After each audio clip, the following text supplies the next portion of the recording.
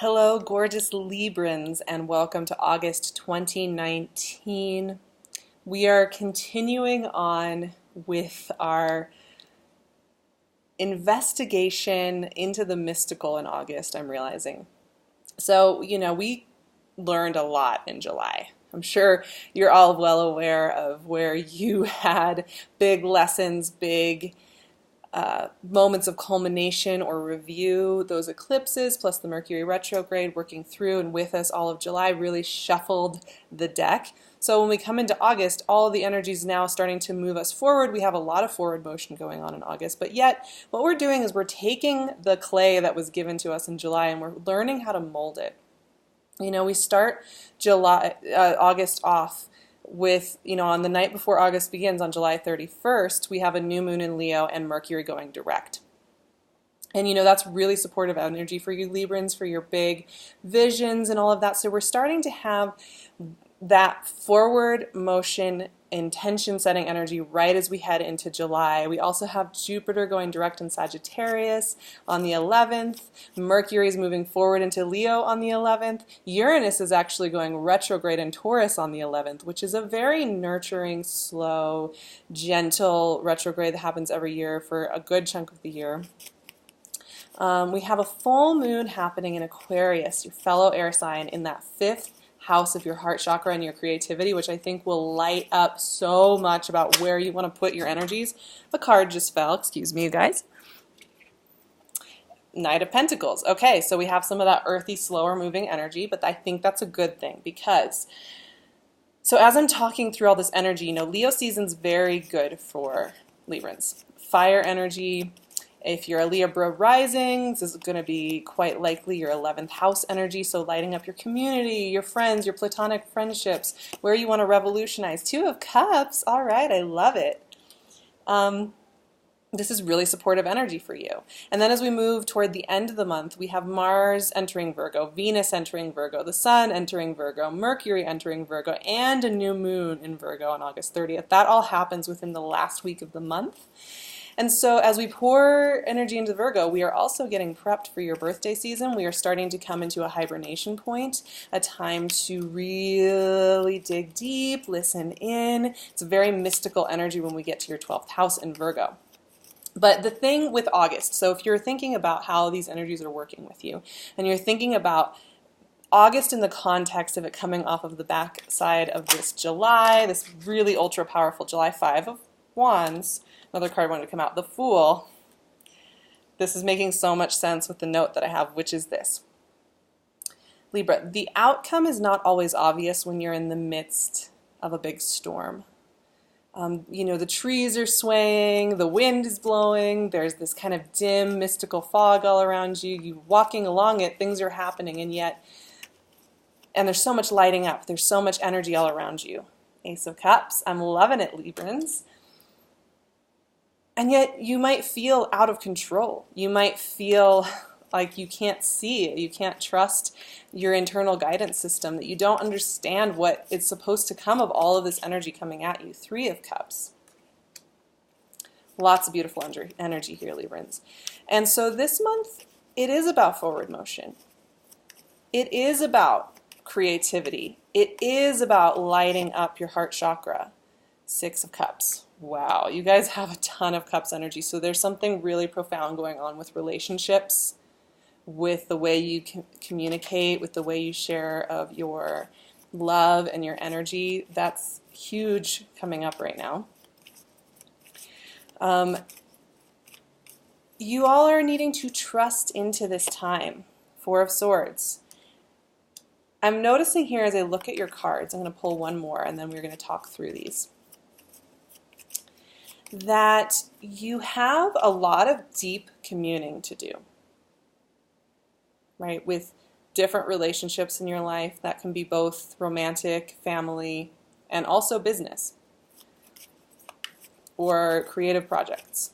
Those relationships that really touch a deeper part of your life. Hermit energy overriding everything. Okay. you're going to be having a lot of vulnerability coming up here because you're going to have to show your cards and you're going to have to be honest and you're going to have to show up to some really deep, profound, wonderful, beautiful things. And I think this may shake your internal compass a little bit when you're figuring out what you really want out of these scenarios. And that's why we have also in this reading these integration cards that say, don't jump to conclusions, try not to push yourself to having it figured out in August the way that you think you need to have it figured out in August. August is such an interesting month in the year because a lot of us are shifting into thinking about our goals for the next season, for the last part of the year. And I think there's a lot of pressure we put on ourselves to have August figured out. But for you guys especially, and specifically, the note that came up was that you are meant to be writing more in this mystical energy, and you are meant to be integrating, and you are meant to be having deeply vulnerable communicative times that open you up to a whole new range of emotions. So, when we start with the Knight of Pentacles, sure, some of you may have an earth sign around you. You might have some more of that Taurus, Virgo energy or Capricorn energy. However, what's really important with the Knight of Pentacles here, he's setting up the stage for us in this conversation today, because the Knight of Pentacles is about doing things thoroughly with, detailed oriented precision, and with a calm, collected head. He doesn't want to jump to conclusions. He doesn't want to jump headfirst into things and rush. So you are meant to be building through this beautiful storm that I see around you. It's kind of like this beautiful electrical storm that is working with your energy systems, shifting the energy around, getting your circuit set up. And the Knight of Pentacles is there to ground you and help you know that everything that comes from this point is going to be profound, it's going to be big, and it's okay for you to take time to ground and listen in. And in fact, I think you guys need the grounding and the listening in, because seriously, when I look at these beautiful emotive cards, because they're so beautiful. These are amazing for deep soul connection on every level and every kind, amazing for healing, amazing for communing with those people and those souls that you love. It's also demanding, right? We have to be vulnerable, we have to show up, we have to show when we care about something, we have to, be seen, be visible within these things. And I think sometimes that can feel really tender, and we need the grounding in order to do that, because look at the beauty going on here. I mean, okay, admittedly, there's a Five of Wands in there, right? So there's the Two of Cups, we have the Five of Wands, and we have the Fool. When I see the Two of Cups and the Fool, what I'm seeing there is partnership, new beginnings, opening up doorways to deeper connection, to deeper communion. These are cards of very open heart chakra energy, right? Like, they are no resistance. This is the path of least resistance energies right here. So they're beautiful, they're supportive, they're positive. They bring in and infuse our life with new possibilities, new roadways being opened up right and left, right? But here's what's interesting. There's a little resistance in there, right? Five of Wands. Okay, this is looking too good to be true. This is a little too exciting, a little too fresh, a little too happy. Maybe I'll resist it with a little bit of combativeness, with muddying the waters, making things a little more complicated. Of course, this can be somebody else coming in and maybe wanting to have a little bit of a spar out, maybe wanting to have a tougher conversation that brings up some of our hackles and our barbs. Five of Wands is not particularly aggressive in the sense of it being about overturning your whole life. This often comes up when we have something that's bothering us, that's pinging at us, and we almost want to kind of get into a fight over it. And it can actually be really constructive if done in the right way, right? If you have something that's weighing on you, if you have something that you want to stand up for, if you have something that's kind of on your mind pinging at you, then the Five of Wands can kind of sometimes come up to clear that up. But I kind of see this as you're in the midst of some really good stuff showing up, and you're a little nervous to trust it. And so you're going to want to muddy the waters and kind of pick up your armor and make yourself safe. This is a desire for safety in a time when these two cards, Two of Cups and the Fool, are armor free. And that can feel really scary. I mean, even for Librans, you guys have that romantic core. You have that beautiful appreciation of connection, of good conversation, of openness, of liberty and communication. And you guys have that innately in you. And yet, Librans, you also have survival instincts. You also have energy that is conflicting with that desire for connection, because you also have had to learn to protect yourself within your energetic cycle. You've also had to learn how to protect yourself from being hurt in your romanticism and in your open-heartedness. And when you've learned some of those tactics, when you come through a new cycle where you're getting a lot of support, some of those tactics like to come in because you're used to utilizing them. So just kind of be aware if you're feeling that resistance, if you're feeling some of that feistiness, kind of watch yourself, right? Because once again, we're meant to be grounding here. But this doesn't stop here, right? The Fool and the Ace of Cups. Are you kidding me? Like, you guys, what is going on with you all? You have some amazing energy here. And, you know, the Fool and the Ace of Cups, this is just, it's doorway energy. It's new beginnings energy. It's vibrant, bright, happy energy, right? It is about allowing yourself to go there. It's like coming out into the sunshine after a long winter. And the sun is shining and you can see your way forward and you just feel good. You just feel trusting. You just feel into that. Now you may want to second guess that and say, I don't trust that this feels so easy. I don't trust the path that feels so good, so electrical, so vibrant, so bright, so warm, so cherishing. I don't trust it. It's too simple. You know, you get in your mind and you start wanting to make it complicated. You start applying old storylines from old traumas, old things you've experienced that maybe you learned a lesson and then you want to protect yourself. Once again, these are very bare-faced cards. So what happens when you're working with Fool and Ace of Cups energy is you don't get to hide from the brilliance and the vibrancy of your future. You don't get to hide from what's coming next, right? It's like you're totally seen, and that's very vulnerable. And also what's bringing up for me, so in stepping into that vulnerability and stepping into these deeper connections that I'm seeing around you, it does bring up some deeper themes. Three of Cups, of course, this is great for friendships, for celebrations, something to be celebrated, but it's also about looking at the people you have around you, the people you have close to you, and even more profoundly than that, the Six of Cups.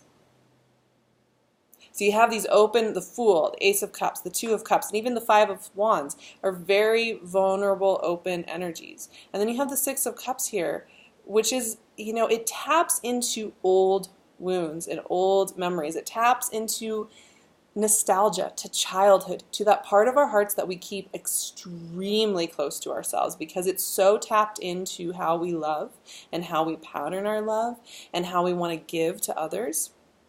So what I'm noticing is in this vulnerability and in these conversations and in these open doors that are coming for communion, for vulnerability, for emotional honesty, what is happening is it is bringing up anything where you have resistance. It is bringing up anything where you have fear around letting go, around releasing control, releasing fears, not reacting out of survival mechanisms, right? Not using those old patterns that we have, because one of the things, you know, I always say with healing, one part of lesson learning and healing is often, you know, the destructive part where we lose something, where we grieve something, where we feel the loss of something.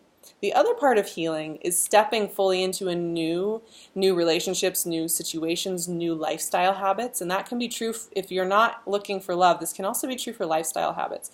You know, we step into healthful, fulfilling lifestyle habits. And that's a healing process too that's very positive. But in that time, the challenge that comes up is to not fight against that healing, to not fight against the goodness of it, to not obscure it and try and mess it up and ruffle feathers. And instead to be open, to continue to be open and vulnerable. You know, it's fine to be vulnerable for a little bit, but often we want to put our shell back on, and this is asking you to keep opening up. And that is where the Four of Swords and the Hermit is so beautiful. Because it's telling me, yeah, you're going to be opened up this month in the most beautiful of ways. Don't get me wrong. These cards are amazing, you guys. They're really beautiful. But once again, this part of the healing journey, the part where you start to build something beautiful, also takes energy. It also takes integration. It also takes time to understand and to incorporate into your frequency, into your cells, into your conscious thoughts, into the way you move through the world, into the way you express yourself, into the way you communicate. And so the Four of Swords and the Hermit are actually very deeply tied here, because what they're telling me is that, and it's what I was saying with that note, that you guys are in this beautiful storm. Everything is lighting up. All your senses are awake. And you're not sure what this is going to bring you, but you just know you're alive. You know, you're electrically alive, and that things are moving for you. And it's almost more mystifying than when things have been quiet, right? And then what kind of happens there is you're needing time to integrate. So throughout this month, and maybe even as we, and these, you know, this is the Virgo card, and we are heading into Virgo season at the end of this month, and all that energy is pouring into Virgo. It's your neighboring sign, it's your 12th house energy. Also, what's going to be happening is the first 3 weeks of this month are going to be flirty, vibrant, open, communicative, and then you're probably going to take some time around the new moon in Virgo on the 30th and around that time to integrate, to slow down, to check in, to make sure you feel good with your energetic system. And I think that's so important. And as you incorporate, I think what you'll find is that as we move into September and we're getting closer to your birthday season, that clarity is going to kick in as you'll understand what this vulnerability brought you. You'll understand what role these relationships are going to play in your life. You may be kind of overwhelmed not knowing what the role of these relationships are going to play, the role of these conversations are going to play. You may be kind of wondering why it's all opening up right now. And I think trying to have all those answers right away is not going to be the wisest thing to do. So just remember, you're being cracked open at new levels. You are stepping into new levels of vulnerability, and it's beautiful, but it's also energetically intense. So remember, even the happiest and most joyful of times can be extremely energetically intense, and we need our rest. So I have a few affirmations for you guys for August that I hope you take with you and can help soothe you in times when maybe you're wanting more answers or you're wanting more clarity. I trust my value and my intuition to guide me. All the events and connections that cross my path are here to guide me. I am safe and accounted for at all times. I love you guys so much, and I'm really excited for this month because what I'm seeing here is a whole bunch of nurturing energy, a whole bunch of grounding energy, and a whole bunch of love energy. Wow. And it's time. It's the right time for you guys to be opening up this chapter of your experience. I'm so excited to see what it brings you. You can find me on Instagram at SARAHTAROT. I would love to see you over there. You can also find me on my website and my email. I'll leave all of that in the description box. I will be setting up appointments for the fall for the Northern Hemisphere, spring for the Southern Hemisphere very soon. So if you want to get on my list so that you know when those slots open, you can email me and I will get you set up. I'm also wearing PinkLune's beautiful jewelry. She's making some gorgeous crowns, so go check her out. I will leave her link in the description as well. I am so excited to join you in September for more amazing energy and for the beginning of Libra season and for more moon magics ahead, of course, as well. I love you guys so much. Thank you for sitting with me today.